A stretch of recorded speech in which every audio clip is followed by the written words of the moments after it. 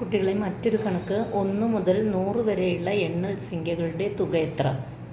1 മുതൽ 100 വരെയുള്ള എണ്ണൽ സംഖ്യകളുടെ തുക എത്ര? ഇവിടെ ആദ്യത്തെ സംഖ്യ 1, ഫസ്റ്റ് നമ്പർ 1, അവസാനത്തെ സംഖ്യ 100, അതായത് ലാസ്റ്റ് നമ്പർ 100.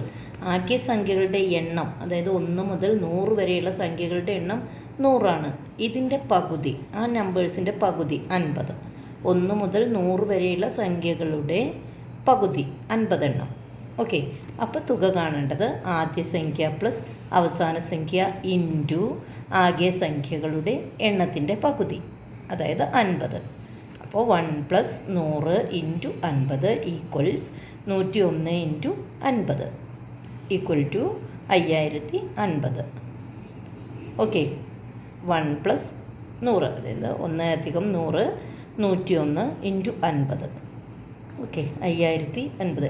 ഏത് നമ്പറാണെങ്കിലും ഇത് തുക കാണാൻ പറഞ്ഞാൽ നമുക്ക് ആദ്യത്തെ നമ്പർ അറിയണം, അവസാനത്തെ നമ്പർ അറിയണം, ആകെ സംഖ്യകളുടെ എണ്ണം, എത്ര എണ്ണം ഉണ്ട്, 1 മുതൽ 100 വരെ എത്ര എണ്ണം ഉണ്ടെന്നറിയണം, അതിൻ്റെ പകുതി, അതായത് 100 എണ്ണം ഉണ്ട്, അതിൻ്റെ പകുതി 50.